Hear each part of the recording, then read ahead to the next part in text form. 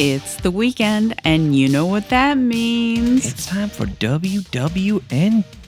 Wrestling with Neurodivergence, you dumb whores. And we're coming to you from the birthplace of Roderick Strong. EC, Wisconsin, baby. I'm Lisa. I have autism. And I am Gary, and I have a fair amount of ADHD. Let's get into it. All right. It's official. Yes. Tonight we will be discussing the January 8th, 2025 Dynamite. Mm-hmm. But before we begin, Gary, how are you feeling? You know, I'm feeling a lot better. I honestly, last week, I felt decent enough to record. And I even thought to myself, well, I recorded when I had COVID, but it was the coughing. And I'm like, there's no way I'm going to be able to get a recording out. Right. It was a nasty one that attacked my throat. It was burning and there was coughing. And also, I didn't want to give it to you because no one deserved it. That stuff's been going around. I know. It's been bad this year, but boy, I got hit. Boy, my whole household got hit. I'm glad you guys are all feeling better. Yeah, I'm feeling a lot better. Amanda's getting another thing right now. Oh, no. So we'll see how that goes. But, winter in Wisconsin. Yeah. It's what it is. So let's get this party started. Yeah, let's do it. What a match we started off with. It came out of the gate just I'm not even going to give it in words, just You like that? It was very beast mortos of you. Yeah. Well, I mean, we'll get to it, but Buddy was even barking, so, yeah. You know. Yeah. We started with Will Ospreay versus Buddy Matthews, ref Rick Knox. Yeah. I was wondering, and I believe you mentioned it too, which put the thought in my head, was Will's hair wetter than usual when he first came out? I thought it was. I thought it's still nice and not like pack wet. Not, right. Adam Cole Bebe wet. But yeah, definitely a little wetter than usual. Mm-hmm. I thought it was adorable when he first got in the ring. He waved to a little kid in the front row. Yes. I was like, aw, big dad energy. Yeah. They were both really well matched. Yes.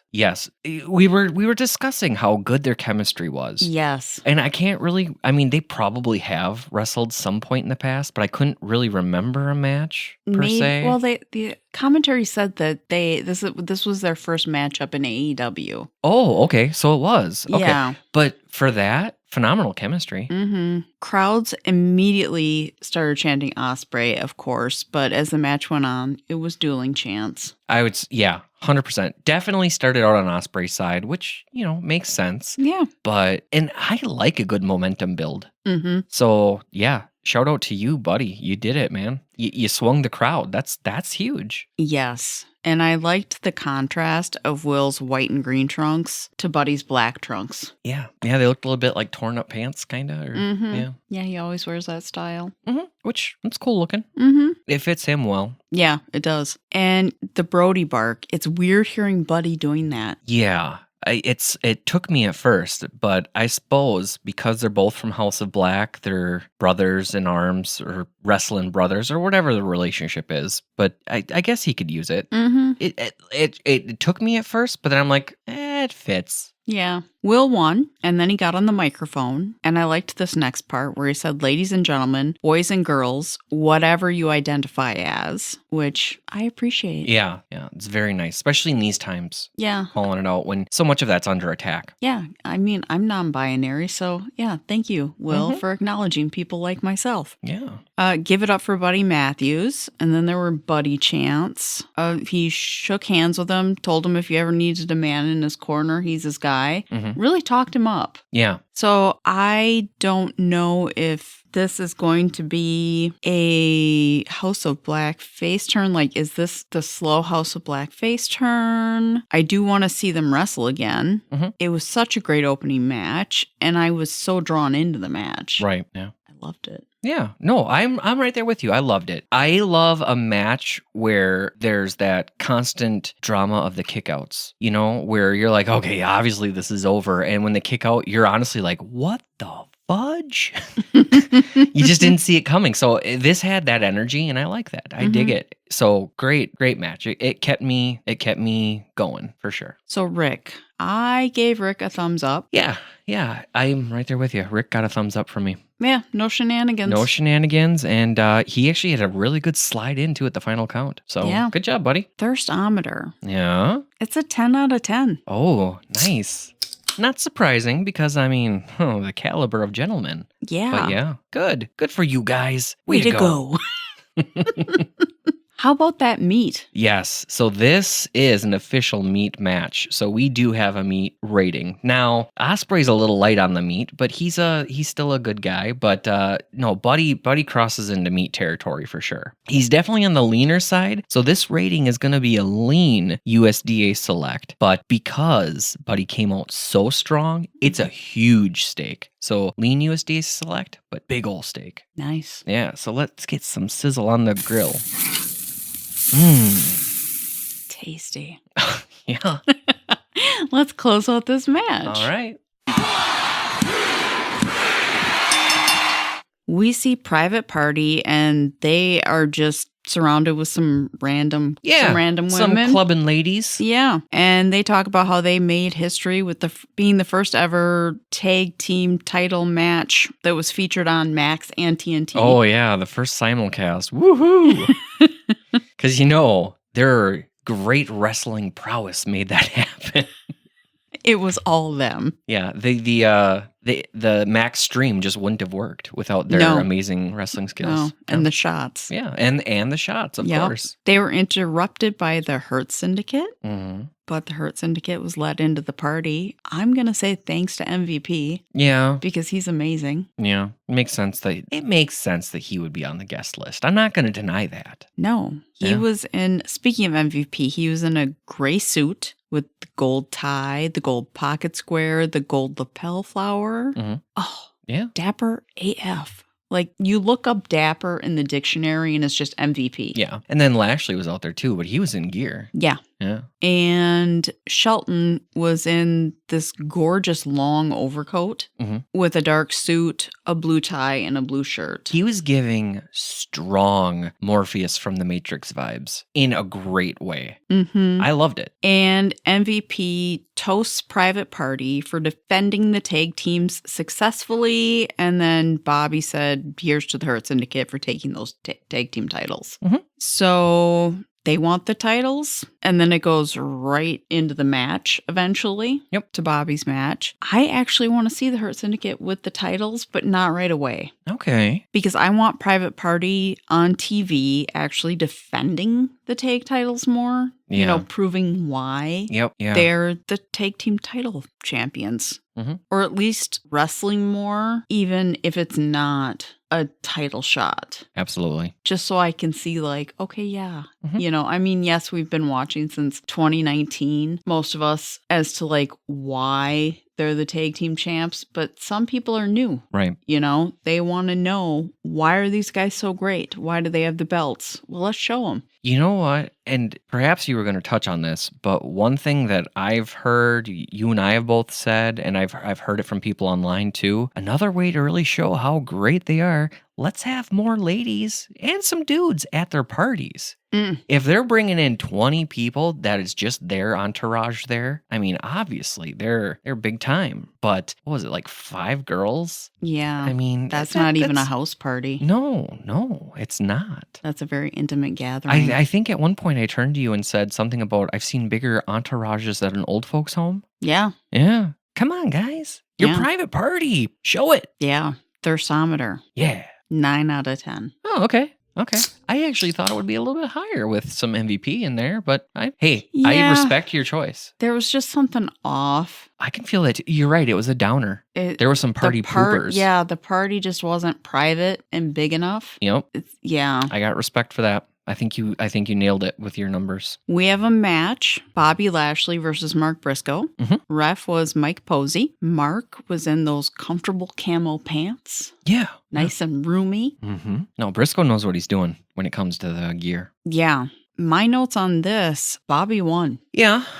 And then Shelton and Bobby beat him up after the match. Yeah, I would say I mean I had the same thing, but I would say my takeaway though, being that Bobby is who he is. I mean, just monster of a dude. Mm-hmm. Briscoe held his own better than I thought he would. Yeah. And two things I wanted to point out is number one, redneck kung fu was actually somewhat effective on Lashley. I had the same notes. I was actually surprised that Mark lasted as long as he did. Yeah. With the fact that he got thrown around as much as he Mhm. did. I did appreciate the Private Party ran down with chairs to save Mark. Yeah, yeah. So all of that, and that was the other thing, just the Mm-hmm. the ending and the private party coming to it. That was my other thing. So what else you got for it? Mike Posey, Yeah. What'd you rate him? thumbs down. Really? Okay. Like an Orange Cassidy thumb, maybe. Well, that's rather still, like that's an still Orange kinda up. Cassidy. Yeah. Or are like you saying an Orange Cassidy thumb I'm down? gonna say, how about like a thumb sideways? The meh. Yeah, the meh. But it's even Orange Cassidy meh. It's not even a good meh. Right. I like it. Okay. Because he allowed shenanigans without knowing it because he didn't see Mark hit Bobby from under the ring with the chair. Right.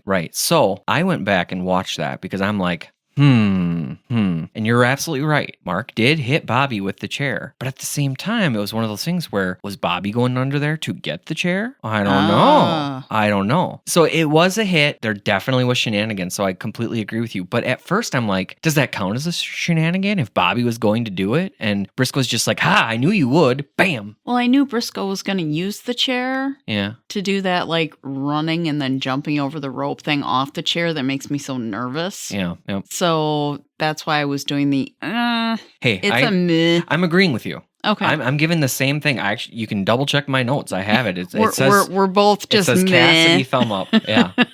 It's the meh. But yeah, I don't know if it was like it was weird. It was like a shenanigan, but if we have a reading a half a shenanigan, Yes. it was like I call that you're gonna do a shenanigan, so I'll do a little shenanigan. And he didn't like keep whacking him with the chair. He then used it in an appropriate way. Yeah. So you're right. Posey called the right thing based on what he saw, but meh, because he wasn't watching. Mm-hmm. Yeah, totally. It's like he wasn't, I don't even think he was distracted by anybody, was he? Well, no, I don't know. Like, Maybe he was just looking at MVP over there because he was yapping he on was the dazzled by Yeah. MVP. probably. And So maybe- MVP's attire and whole demeanor. Oh, it's their own fault. Just being them, you know? Just smooth AF. Thirstometer. Yeah. This was going to be a 10 out of 10, Okay. but I have to rank it a 9 out of 10 because Mike Posey's hair kind of takes away from me. Oh, wow. I think this might be the first ever that a ref actually interfered with the thirstometer. I just can't get his bangs out of my I head. get it. I do get it. I'm just like, oh, you Yeah. were so close, but oh, Mike, what are you doing? Wow. All right. What do you think about that meat? Oh, this was on the meat scales too. So this is an official meat match too, because Bobby Lashley is just a monster of a dude. He's just a huge hunk of meat. Yeah. With that being said, we touched on the redneck kung fu. Mm-hmm. So I mean, some meat slaps with redneck kung fu. That's a good time. Mark's a little meaty. You know what? He is. I mean, I don't necessarily put him in the meat category, He's a but smaller. yeah. He's like a chicken nugget. I can see that. Yeah. Either way, the meat scales were up. So this was a very great match for those who dig the meat. So I'm saying this is a USDA choice cut. However, it is a monster steak. We're talking like you go to a steakhouse and you say, what's your biggest one? And they're like 22 ounces. And you're like, give me the 24. They're like, that doesn't exist. And you're like, make it exist. That's what this was. Nice. Did we get a sizzle out of that? Oh, of course. Delicious. Let's close out this match. All right.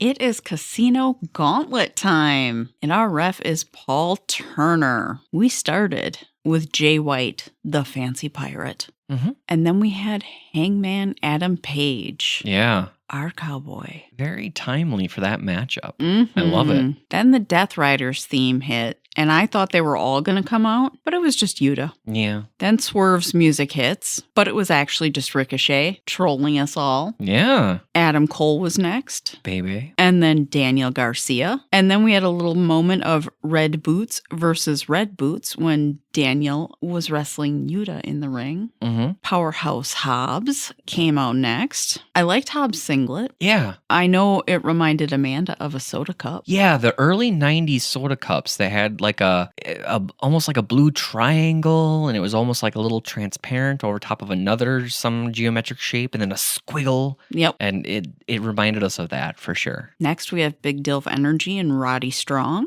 Mm-hmm. There was a low blow to Jay by Yuta. Yeah. Next out was Lance Archer. I was not a huge fan of Archer's blue pants. Really? Yeah, they were a little too bright for me. Yeah. Yeah, Amanda had commented that there were a certain shade that's very close to the official blue of a hospital that is around here.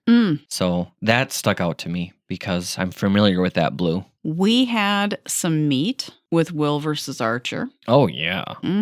Kyle O'Reilly came out under the conglomeration banner, so apparently he can be part of Undisputed Kingdom and the conglomeration. And I dig that. Jeff Jarrett came out. Thankfully, he was taken out by Yuta. I never thought I'd be thankful to Yuta. Yeah, it's like the one good thing you just done in the last couple months. Hobbs won. I didn't see coming. Right. And you didn't see coming. No. And no other people didn't see it coming. Right. So good for them. It's good to mix it up. Yeah, so Will take on Mox next week at Maximum Carnage. And Renee was in a gorgeous dark red velvet outfit to interview Will. And Hobbs said that Mox brought him into AEW, but he's going to make Jon Moxley his bitch. So before I get into my takeaways here, Paul Turner. Oh, yeah? Thumbs up, because it's difficult to keep things on the up and up when you're herding cats. Absolutely. I said the same thing. Thumbs up because there were so many guys. The one shenanigan on Yuta, it was one of those things where, I don't think it really would have. I mean, we've seen it in matches too, and it doesn't really equal a DQ necessarily. I don't know. So we're gonna give him the benefit of the doubt. Yeah. And it's a freaking gauntlet, man. Sometimes there's a couple low blows. Yeah, we talked about that. Yeah. All right. So Wheeler just got thrown around. Yeah. That was at the beginning. That was funny to me. I like the way that Jay and Hangman saw the way that they dislike each other, like their feud. Yes. Ricochet being thrown around by Archer and Hobbs was definitely a highlight. Absolutely. And of course, Ricochet and Yuta would team up. Yeah. It makes total sense. I don't know why it surprised me at first because I was like, oh, of course this is going to happen. Yeah. Thirstometer. Yeah. It's 11 out of 10. Oh, all right. Cowboys and Pirates. Yeah, exactly. And you had a whole lot of other good stuff. Yes. Meat meter. Not only does this measure on the meat scales, this is a meat match, ladies and gents, and however else you identify. Yeah.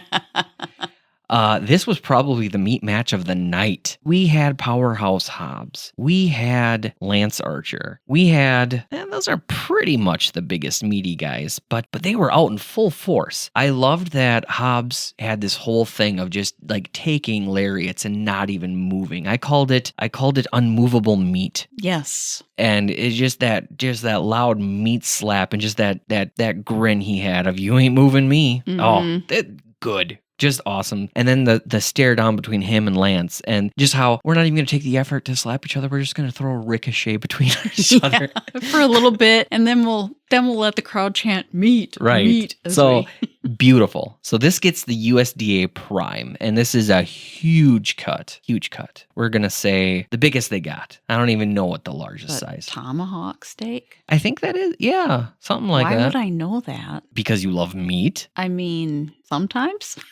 Either way, it's meaty. And it's tasty. It is tasty. So let's close out this match. All right. So as Hobbs leaves the ring and he's making his way up the ramp, Jeff Jarrett's just sitting there. Yeah. Like just right. Just like it's like he came out of gorilla position too early. Yep.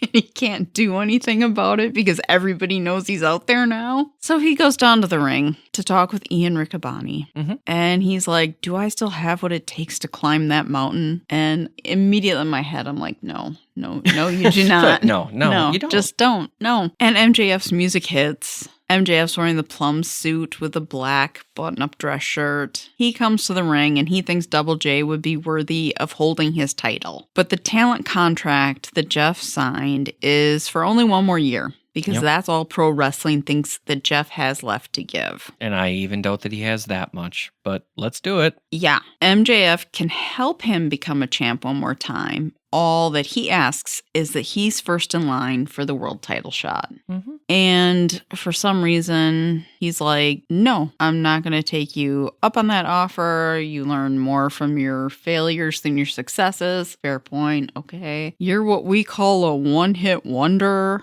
All right. And the crowd started chanting one-hit wonder. Okay. You're kind of doing a promo battle with MJF and you're falling short.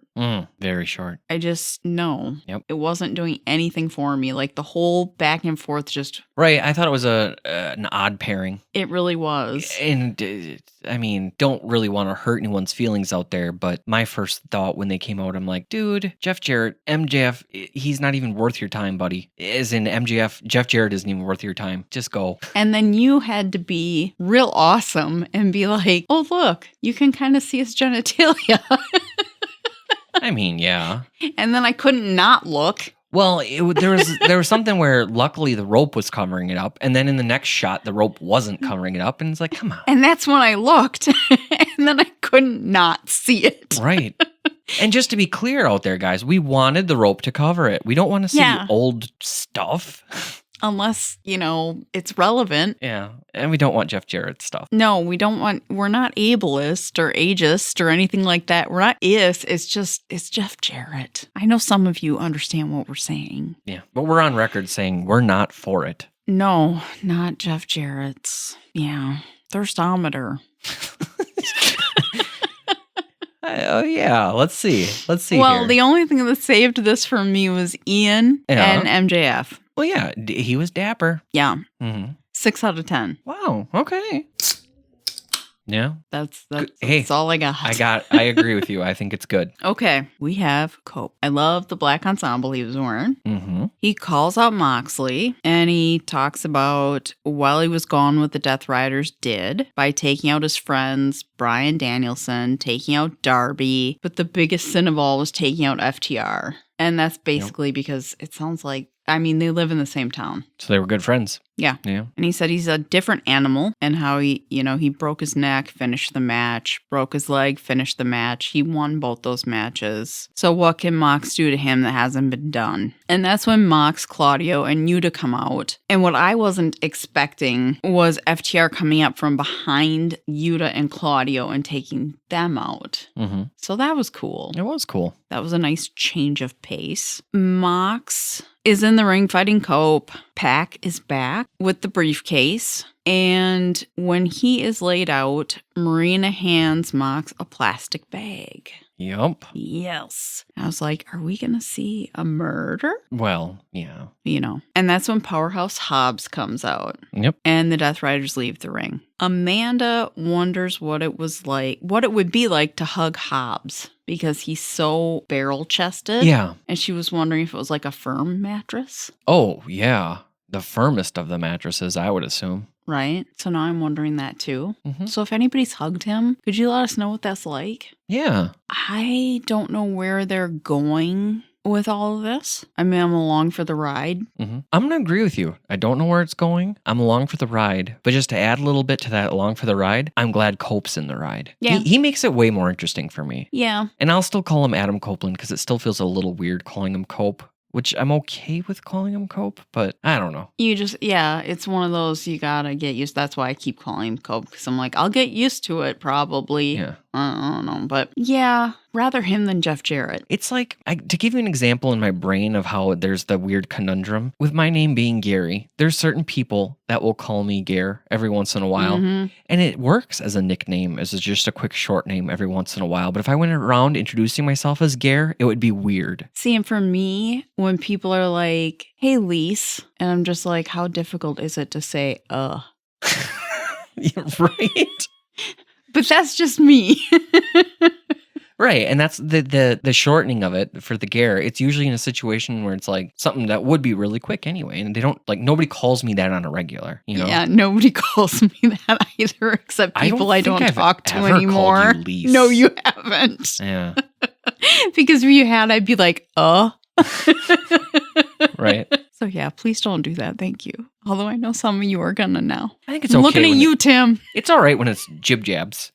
You know, when it's quick little, gotcha. Take that, Elise. Thermometer. Ish. 11 out of 10. Oh, wow. That's Moxley. And Cope. And Cope. Or has Cope gone down on your scale? No, he's still up there. Okay. I mean, he's got that planking body now. He does. Yeah. And Moxley moves through the crowd like a serpent. Yeah. Like a sexy serpent. Right. Imagine what the ratings could have been if Yuta wasn't there. Right? Oh, duh. We see Mariah. Yes, we do. Mariah May. And she is talking about the women's gauntlet match. Mm-hmm. So, first ever. Yes. That will be good. Yes. And she said, ladies, let's make history so that, the ladies can dance for her like the marionettes, like they are before she cuts their strings. Ooh, yeah. Nice visual. I like it. Brutal. Yeah. And all of a sudden you hear Harley off camera and she's like, Harley, we're rolling. Yeah. Harley's like, oh, I know. Harley is a gem. She really is. And Harley wants a match. She wants hot girl graps. And I think the world wants hot girl grabs. yeah. But yeah. Mariah's like, all right, I'm going to rip your head off. And Harley was just muffled, said, feel the wrath. Mm-hmm. And she's like, what? Feel the wrath. Mm-hmm. And she's like, what? And then she just, did her Harley Cameron very loud yell, feel the wrath, and then ran off. And Mariah May's just like, okay. It was wonderful. It was good, for sure. So I'm definitely looking forward to the women's gauntlet. I'm Yes. hoping it gets at least as much time as the men's gauntlet. Oh, absolutely. If it doesn't, I will be upset. But again, it's the women's gauntlet, so it probably won't. So prepare yourself because that's just like the history of women's matches in general. Yeah. And I'm also looking forward to the Mariah May Harley Cameron match. You know what? Let's do something fun here. Give me one obscure gal that we haven't seen in a while that you would love just to pop out for the gauntlet match. Lady Frost. That's what I was thinking.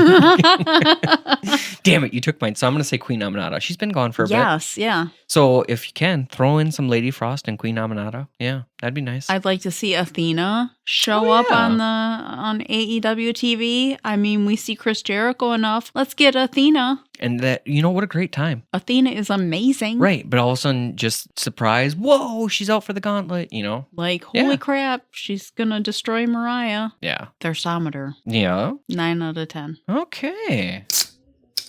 Both very attractive women, just not two women that are my type specifically.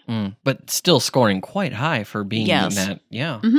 So good job, ladies. I would definitely turn and look twice. Well said. I'm not going to lie. No. Now we have a great match in Tony Storm versus Chris Statlander versus Willow to see who gets number one in the gauntlet. Ref is Aubrey Edwards. Why does Chris wrestle with the lip ring in? And why does Willow wrestle with her septum ring in? I don't know. I am so worried that those are going to get ripped out. I don't blame you. I there's certain risks that one just doesn't need to take. Right? Yeah. So if you think you're proving yourselves to be badasses, ladies, all you're doing is freaking out Lisa. So don't do it. Don't do it. Like I've seen Jon Moxley get his earring ripped out enough times and he still keeps getting it pierced that I'm like, okay, we know you're a bit of a badass. Yeah. Yeah, exactly. So Toni Storm did great for being the rookie that she is. Yep. Yeah. She's an up-and-comer for sure. Yeah. I thought, okay, the way that the suplex that Willow did. You mean the double German suplex by Willow? Was amazing. It was. I have it in my highlights of the match for sure. And then, Tony went to do a roll-up. On Chris and was not able to do it, and Chris was posing. So Willow went to do a slingshot on Tony and ended up Tony's head going into Chris's hoo-ha. Yeah. Like the hoo-ha face slam of doom. Yeah, of doom. Yeah, that was like... It was good. The crowd liked it. Yeah. It was not something I expected ever to see. Right. And it's one of those things where afterwards you're like, I bet you Tony's like, let's work this in.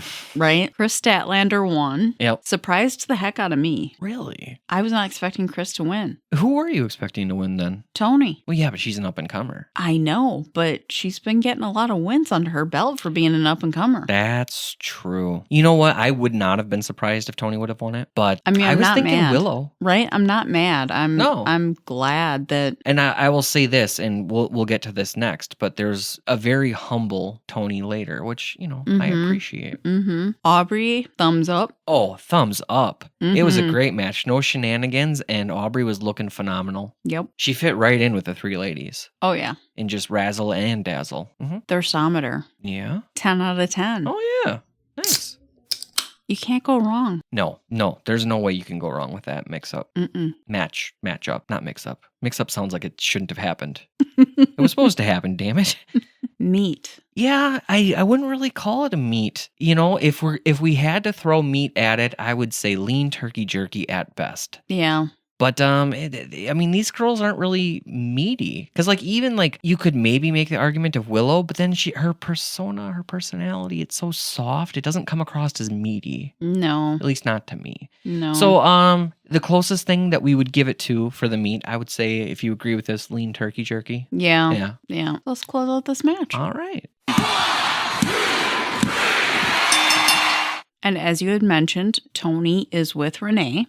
Yep. And Renee had said that, you know, to Tony that people are surprised you didn't win. And Tony wasn't surprised. She was just honored to be out there. She obviously just wasn't ready. And I guess it can't be Tony time all the time. No, it can't. She looked like she was going to cry.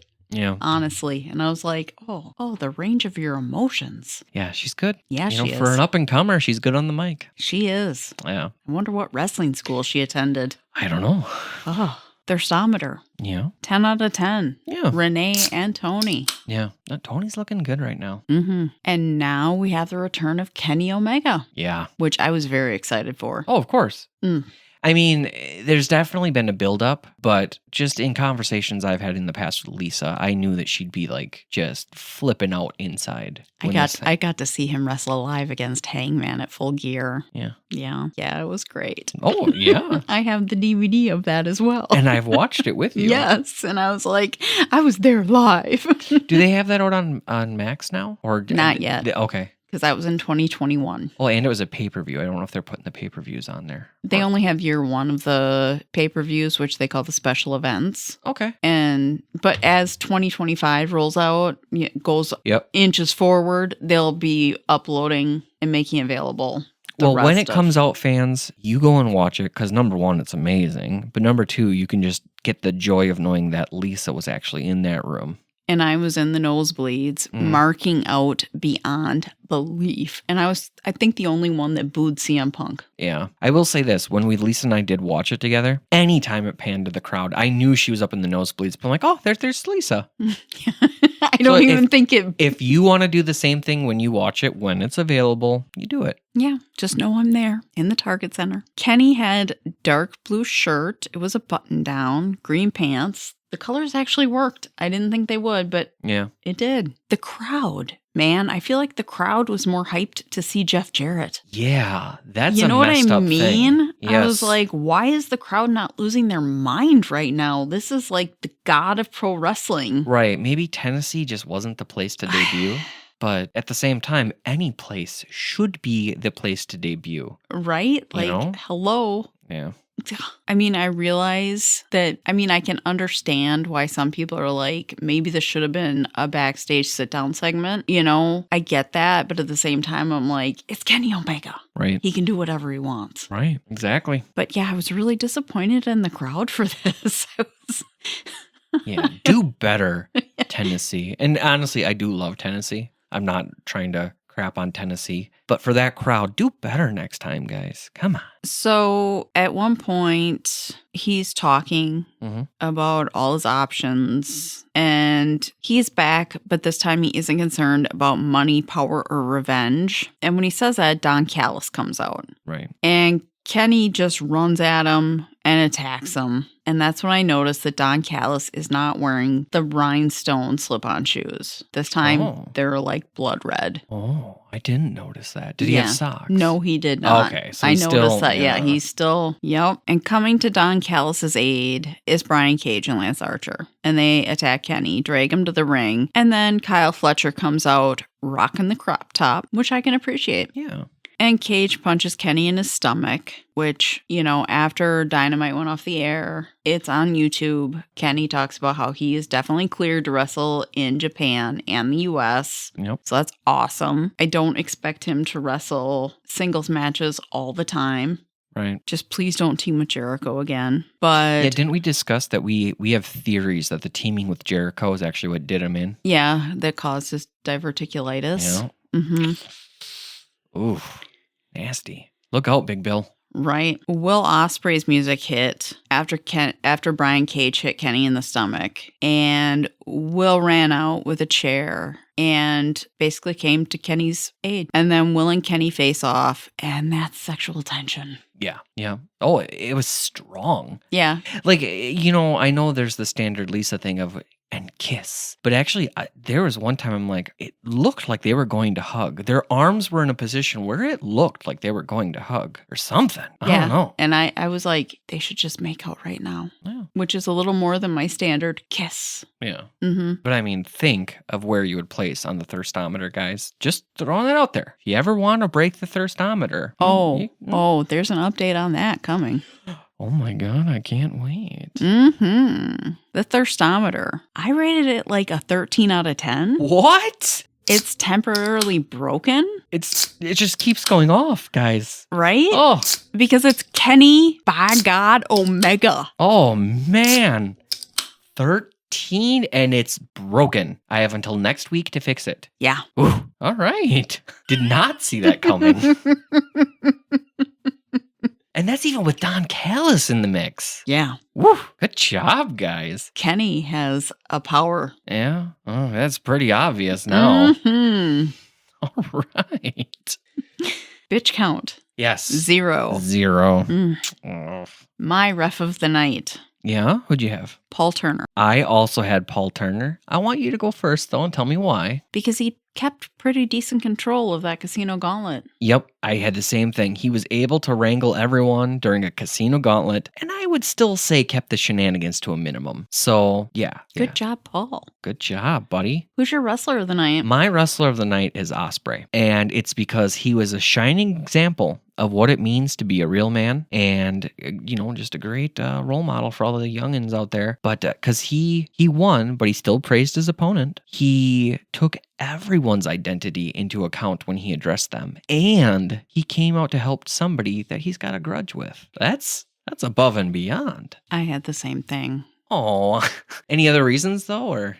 I had Will Ospreay talked up Buddy Matthews, came to Kenny's aid. Yeah. And then you pointed out the everybody's identity thing, and I was like, oh, that's what I was missing. Oh, but that's huge. Yeah. We need more of that because there's going to be some LGBTQ person, some queer identifying person out there that just, maybe they don't even have the words for it yet. And then they hear their heroes say that, their heart is going to melt. Mm-hmm. And I know the people that aren't in that camp don't get it, or might not get it. I shouldn't say don't, but it makes such a big difference in someone's life. Yes. It does. Who's your D-bag of the night? Well, I have a tie. So I'm gonna throw the names out first because I don't want to stomp on your parade because in case we pick the same one. Mm-hmm. So I had Bobby Lashley and I had Yuta. Okay. So what do you got? I have Brian Cage. Okay, well, I'll tell you why I had Lashley. I had him being the big party pooper and wasted a good drink that someone paid hard-earned money for. You know? Yeah. And then Yuta, just for the low blows and in general being a dick. Yeah. I had Brian Cage for the gut shot to Kenny. Just on principle. Solid. Just on 100%, principle. Yeah. I mean, I know Kenny's cleared, but just on principle. Just on principle. Yeah. No, I get it. No, I think we did pretty good for the D-bag of the night. It's time for the Neurodivergence Corner.